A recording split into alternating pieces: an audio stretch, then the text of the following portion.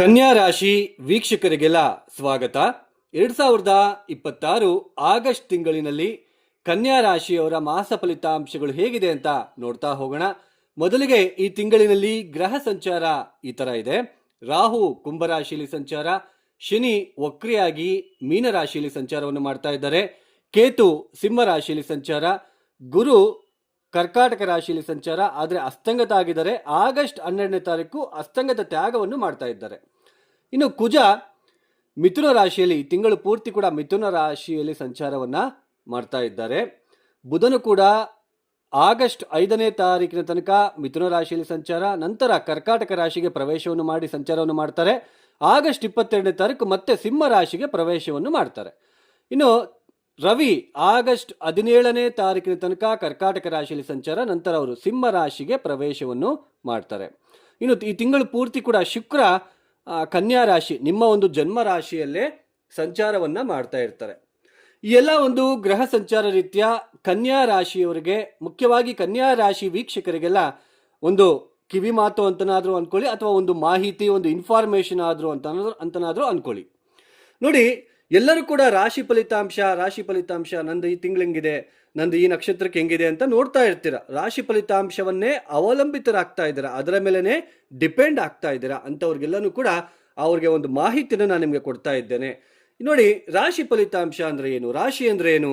ನಾವು ಯಾವ ದಿನಾಂಕ, ಯಾವ ವರ್ಷ, ಯಾವ ತಿಂಗಳಿನಲ್ಲಿ, ಯಾವ ದಿನದಂದು ಹುಟ್ಟಿರ್ತೀವೋ ಆ ದಿನದಂದು ಚಂದ್ರ ಯಾವ ರಾಶಿಯಲ್ಲಿ, ಯಾವ ಮನೆಯಲ್ಲಿ ಸ್ಥಿತರಾಗಿದ್ದಾರೋ ಅದನ್ನು ನಾವು ಜನ್ಮ ರಾಶಿ ಅಂತ ನಾವು ಕರಿತೀವಿ. ಚಂದ್ರ ನೀವು ಇಲ್ಲಿ ಇರಬೇಕಾದ್ರೆ ನೀವು ಹುಟ್ಟಿದ್ದೀರಾ, ಕನ್ಯಾ ರಾಶಿಯಲ್ಲಿ ಚಂದ್ರ ಸ್ಥಿತನಾಗಿದ್ದಾಗ ಚಂದ್ರ ಯಾವ ನಕ್ಷತ್ರದಲ್ಲಿದ್ರೋ ಅದು ಆ ನಕ್ಷತ್ರ ಆಗುತ್ತೆ. ಚಂದ್ರ ಈ ರಾಶಿಯಲ್ಲಿದ್ದರೆ ನಿಮಗೆ ಜನ್ಮ ರಾಶಿ ಆಗುತ್ತೆ. ಅಂದ್ರೆ ಜನ್ಮ ರಾಶಿ ಅಂದ್ರೆ ಚಂದ್ರ ಮನಸ್ಸುಕಾರಕ ಚಂದ್ರನಿಂದ ಕೆಲವೊಂದು ಗ್ರಹ ಸ್ಥಿತಿಗಳು ಗೋಚಾರದಲ್ಲಿ ಸಂಚಾರವನ್ನು ಮಾಡಬೇಕಾದ್ರೆ ಆ ಮನಸ್ಸಿನಲ್ಲಿ ಕೆಲವೊಂದು ಫೀಲ್ ಅನ್ನೋದು ಆಗ್ತಾ ಇರುತ್ತೆ. ಈಗ ಮನಸ್ಸಿನಲ್ಲಿ ಸಾವಿರಾರು ಆಸೆ ಆಕಾಂಕ್ಷೆಗಳು ಇರುತ್ತೆ. ವಾಹನ ತಗೋಬೇಕು, ನನಗೆ ಈ ತರ ಗಂಡ ಬೇಕು, ಈ ತರ ಹೆಂಡತಿ ಬೇಕು, ನನಗೆ ಈ ತರ ಆಗ್ಬೇಕಾಗಿತ್ತು. ಮನಸ್ಸಿನಲ್ಲಿ ಫೀಲ್ ಅನ್ನೋದು ಆಗ್ತಾ ಇರುತ್ತೆ. ಅದು ಮನಸ್ಸು. ಚಂದ್ರ ಅಂದ್ರೆ ಮನಸ್ಸುಕಾರಕ.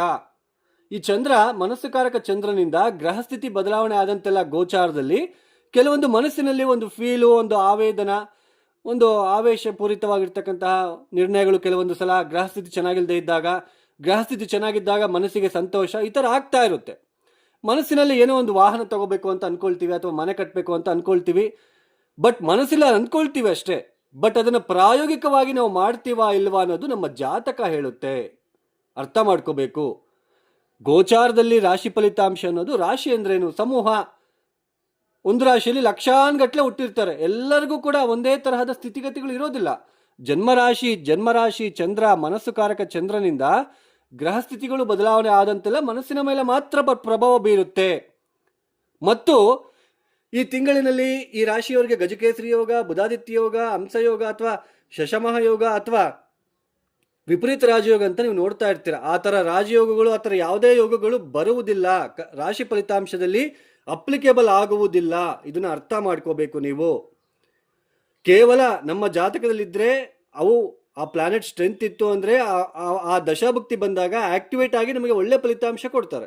ಇದನ್ನು ಅರ್ಥ ಮಾಡ್ಕೊಳ್ಳಿ. ಹಾಗೇನೆ ಜಾತಕ ರೀತಿಯ ಕರ್ಮ ಅನ್ನೋದು ಜಾಸ್ತಿ ಇದ್ದಾಗ, ನಾವು ಹುಟ್ಟಿದೀವಪ್ಪ, ಈ ದಿನಾಂಕದಂದು ನಾವು ಹುಟ್ಟಿದೀವಿ, ಈ ಸಮಯದಲ್ಲಿ ನಾವು ಹುಟ್ಟಿದೀವಿ, ಸೊ ಆ ದಿನಾಂಕದಂದು ಏನು ಗ್ರಹ ಸ್ಥಿತಿ ಇತ್ತೋ ಕರ್ಮ ಅನ್ನೋದು ಜಾಸ್ತಿ ಇದ್ದಾಗ ಯಾವ ಜ್ಯೋತಿಷ್ಯ ಕೂಡ ನಿಮಗೆ ಸಹಾಯ ಮಾಡಲ್ಲ. ಯಾಕೆಂದ್ರೆ ನೀವು ಕರೆಕ್ಟಾಗಿ ಪರಿಹಾರ ಮಾಡ್ಕೊಳೋದಿಲ್ಲ. ನೀವು ಹೇಳ್ತೀರ ನಾನು ಆ ದೇವ್ರಿಗೆ ಹೋದೆ, ಈ ದೇವ್ರಿಗೆ ಹೋದೆ ಅಂತ, ಬಟ್ ಜಾತಕ ರೀತಿಯ ಯಾವ ದೋಷ ಇದೆಯೋ ಅದಕ್ಕೆ ತಕ್ಕಂತೆ ಇರೋ ಪರಿಹಾರ ನೀವು ಮಾಡ್ಕೋಬೇಕಾಗುತ್ತೆ. ನೋಡಿ, ಈ ಆಗಸ್ಟ್ ತಿಂಗಳಲ್ಲಿ ಹುಟ್ಟೋರಿಗೆಲ್ಲೂ ಶುಕ್ರ ನೀಚ. ನೋಡಿ ಎಷ್ಟು, ಅದೇ ವೃಷಭ ಲಗ್ನದಲ್ಲಿ ಏನಾದರೂ ಹುಟ್ಟಿ ಶುಕ್ರ ಲಗ್ನಾಧಿಪತಿ ನೀಚ ಆದರೆ ಮದುವೆ ಜೀವನದಲ್ಲಿ ಸಾಕಷ್ಟು ತೊಂದರೆಗಳನ್ನು ಪಡಬೇಕಾಗುತ್ತೆ. ಇದು ಅರ್ಥ ಮಾಡ್ಕೋಬೇಕು. ಶುಕ್ರ ನೀಚ, ನಾವು ಯಾವುದೋ ಜನ್ಮದಲ್ಲಿ ಅಥವಾ ಯಾವುದೋ ಒಂದು ಜನ್ಮದಲ್ಲಿ ನಾವು ಯಾವುದೋ ಒಂದು ಪುಣ್ಯ ಸ್ತ್ರೀಗೆ, ಯಾವುದೋ ಒಂದು ಸ್ತ್ರೀಗೆ ನಾವು ನೋವುಂಟು ಮಾಡಿ ತೊಂದರೆನ ಮಾಡಿದಾಗ ಶುಕ್ರ ನೀಚನಾಗ್ತಾನೆ ಈ ಜನ್ಮದಲ್ಲಿ. ಅದನ್ನು ನಾವು ಆ ಕರ್ಮನ ನಾವು ಫೇಸ್ ಮಾಡಬೇಕು.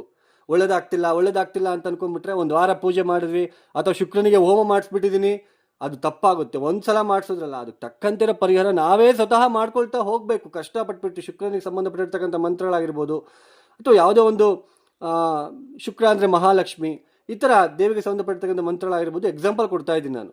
ಆ ಮಂತ್ರಗಳನ್ನು ಬಿಡದಂಗೆ ಇಷ್ಟು ವರ್ಷಗಳ ಕಾಲ ಅಂತ ಇರುತ್ತೆ, ಅಷ್ಟು ದಿನಗಳ ಕಾಲ ಅಂತ ಇರುತ್ತೆ, ಅಷ್ಟು ಸಾವಿರಾರುಗಟ್ಟಲೆ ನೀವು ಮಂತ್ರಗಳನ್ನ ಪಠನೆ ಮಾಡಬೇಕಾಗುತ್ತೆ. ಅದನ್ನು ಅರ್ಥ ಮಾಡ್ಕೋಬೇಕು. ಆಮೇಲೆ ಶುಕ್ರ ನೀಚನಾದಾಗ ಈ ಕಣ್ಣಿಲ್ಲದೆ ಇರ್ತಕ್ಕಂತಹ ಚಿಕ್ಕ ಪುಟ್ಟ ಹೆಣ್ಣು ಮಕ್ಕಳಿಗೆ ಸಹಾಯ ಮಾಡ್ತಾ ಇದ್ರೆ ಶುಕ್ರ ಬಲ ಅನ್ನೋದು ಜಾಸ್ತಿ ಆಗ್ತಾ ಹೋಗುತ್ತೆ. ಅಥವಾ ಪರ್ಫ್ಯೂಮು ಈ ಥರ, ಅಂದರೆ ಕಣ್ಣಿಲ್ಲದೆ ಇರ್ತಕ್ಕಂತಹ ಚಿಕ್ಕ ಮಕ್ಕಳಿಗೆ ಸಹಾಯ ಮಾಡುವುದರ ಮುಖಾಂತರ ನಮಗೆ ಶುಕ್ರನ ಅನುಗ್ರಹ ಸಿಗುತ್ತೆ.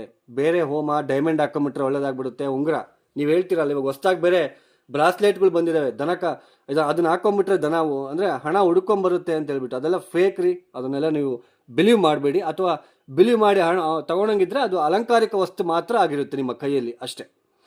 ನೋಡಿ, ಈ ಕನ್ಯಾ ರಾಶಿಯವರಿಗೆ ಈ 2026 ಆಗಸ್ಟ್ ತಿಂಗಳಿನಲ್ಲಿ ಮುಖ್ಯವಾಗಿ ಜನ್ಮರಾಶಿಯಿಂದ ಸಪ್ತಮ ಸ್ಥಾನದಲ್ಲಿ ಶನಿ ವಕ್ರೆ ಆಗಿದ್ದಾರೆ.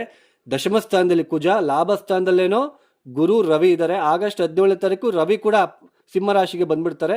ಬುಧನು ಕೂಡ 1-2 ವಾರ ಇರ್ತಾರೆ.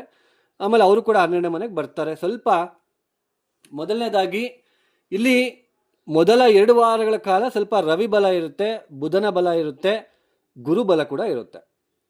ಗುರುಬಲ ಈ ತಿಂಗಳು ಪೂರ್ತಿ ಕೂಡ ಇರುತ್ತೆ, ನಿಮಗೆ ತೊಂದರೆ ಇಲ್ಲ. ಲಾಭ ಸ್ಥಾನದಲ್ಲಿದ್ದರೆ ಓಕೆ, ತೊಂದರೆ ಇಲ್ಲ. ಒಟ್ಟಾರೆಯಾಗಿ ಮೊದಲನೇದಾಗಿ ಸಪ್ತಮ ಸ್ಥಾನದಲ್ಲಿ ಶನಿ ವಕ್ರೆ ಆಗಿರೋದ್ರಿಂದ ಮದುವೆಯ ವಿಚಾರದಲ್ಲಿ ಏನೆಲ್ಲ ಇಷ್ಟು ದಿನ ಡಿಲೇ ಆಗ್ತಾ ಇತ್ತು, ಕಂಕಣ ಭಾಗ್ಯಕ್ಕೋಸ್ಕರ ನೀವೇನು ಪ್ರಯತ್ನ ಪಡ್ತಾ ಇದ್ರಿ, ಶನಿ ವಕ್ರೆ ಆಗಿದ್ದಾರೆ. ಇವಾಗ this is the right time. ಗುರು ದೃಷ್ಟಿ ಕೂಡ ಇರೋದ್ರಿಂದ ಆಗಸ್ಟ್ 2ನೇ ವಾರದಿಂದ ಸ್ವಲ್ಪ ನಿಮಗೆ ಮದುವೆ ಫಿಕ್ಸ್ ಆಗುವ ಸಾಧ್ಯತೆಗಳು ಹೆಚ್ಚಾಗಿ ಕಂಡು ಬರ್ತಾ ಇರುತ್ತೆ. ಆಲ್ರೆಡಿ ಪತಿ ಪತ್ನಿಯರು ಯಾರೆಲ್ಲ ನೀವು ಇದ್ದೀರಾ ಅವರಿಗೆ ಸ್ವಲ್ಪ ಮದುವೆ ಜೀವನದಲ್ಲಿ ಸ್ವಲ್ಪ ಬೇಸರ, ಅಥವಾ ಹತ್ತಿರದ ಸಂಬಂಧಿಗಳ ಹತ್ರ ಸ್ವಲ್ಪ ನೀವು ಹೇಳ್ಸ್ಕೋಬೇಕು. ಆ ಥರ ಸ್ವಲ್ಪ ಬುದ್ಧಿವಾದವನ್ನು ನೀವು ಹೇಳ್ಸ್ಕೋಬೇಕಾಗಿರೋ ಪರಿಸ್ಥಿತಿಗಳು ಕೂಡ ನಿಮಗೆ ಬರ್ತಾ ಇರುತ್ತೆ. ಅಂದರೆ ನಿಮ್ಮ ಹತ್ತಿರದ ಸಂಬಂಧಿಗಳು, ಫ್ರೆಂಡ್ಸ್ ಆಗಿರ್ಬೋದು, ಹೆಂಡತಿ ಕಡೆಯವರಾಗಿರ್ಬೋದು, ಗಂಡನ ಕಡೆಯವರಾಗಿರ್ಬೋದು, ನಿಮಗೆ ಬುದ್ಧಿವಾದ ಹೇಳ್ತಾರೆ, ಈ ಥರ ಇರಬೇಕು, ಈ ಥರ ಇರಬೇಕು ಅಂತ ಹೇಳ್ಬಿಟ್ಟು. ಸೊ ಇದು ಶನಿ ವಕ್ರೆ ಆಗಿರೋದ್ರಿಂದ ಈ ತರಹದ ಪರಿಸ್ಥಿತಿಗಳು, ಅಂದರೆ ಮದುವೆ ಜೀವನದಲ್ಲಿ ಸ್ವಲ್ಪ ತೊಂದರೆಗಳು ಸ್ವಲ್ಪ ಬರ್ತಾ ಇರುತ್ತೆ.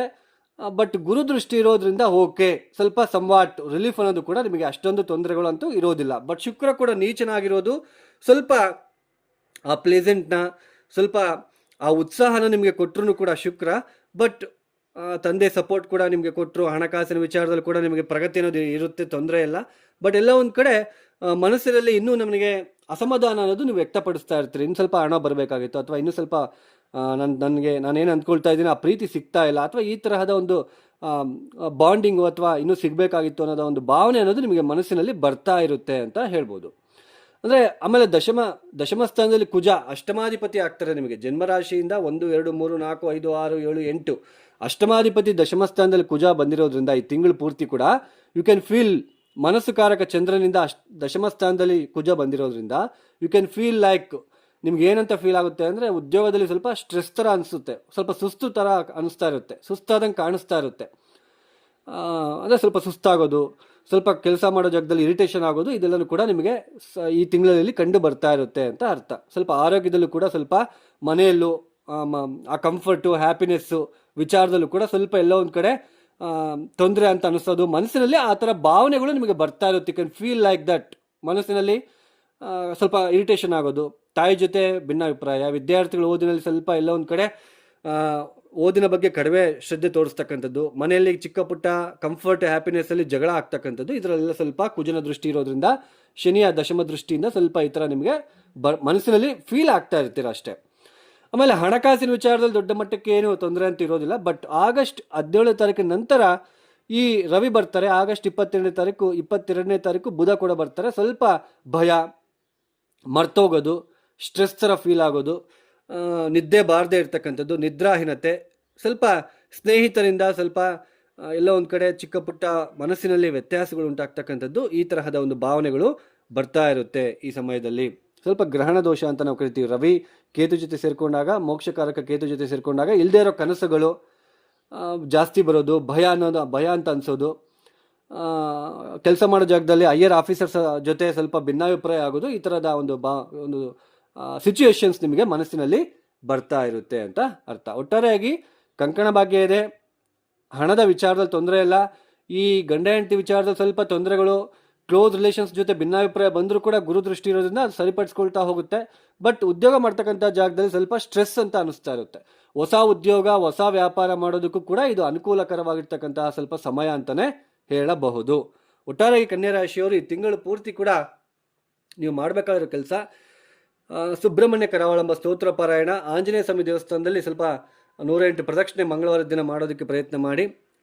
ಪುಣ್ಯ ಸ್ತ್ರೀಗಳು ಯಾರಾದರೂ ಇದ್ದರೆ, ಸ್ತ್ರೀಗಳು ಲೈಕು ಸ್ವಲ್ಪ ಜಾಸ್ತಿ ಅವರು ಟ್ರೆಡಿಷನಲ್ ಆಗಿರ್ತಾರೆ ನೋಡಿ, ಅಂತಹ ಸ್ತ್ರೀಯರು ನಿಮ್ಮ ಸುತ್ತಮುತ್ತ ಎಲ್ಲಾದರೂ ಇದ್ದರೆ ಅಥವಾ ನಿಮ್ಮ ಅಕ್ಕ ತಂಗಿಯರಿಗೆ ಸ್ವಲ್ಪ ಮನೆ ಕರೆದ್ಬಿಟ್ಟು ಬಾಗಿಣ ಕೊಡೋದಕ್ಕೆ ಅಥವಾ ಒಂದು ಸೀರೆ ಕೊಡಿಸೋದಕ್ಕೆ ಪ್ರಯತ್ನ ಮಾಡಿ. ಹಾಗೆ ಈ ಅಣ್ಣ ಇಲ್ಲ, ತಮ್ಮ ಇಲ್ಲ, ನನಗೆ ತವ್ರ ಮನೆ ಇಲ್ಲ ಅಂತಕ್ಕಂತಹ ಸ್ತ್ರೀಯರು ಯಾರಾದರೂ ಇದ್ದರೆ ಅಂತಹ ಸ್ತ್ರೀಯರಿಗೂ ಕೂಡ ನೀವು ಏನಾದರೂ ಸಹಾಯ ಮಾಡೋದಕ್ಕೆ ಪ್ರಯತ್ನ ಮಾಡಿ.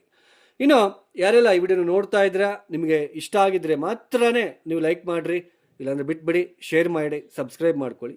ಸರ್ವೇ ಜನ ಸುಖಿನೋ ಭವಂತು. ಧನ್ಯವಾದಗಳು. ಜೈ ಶ್ರೀರಾಮ್.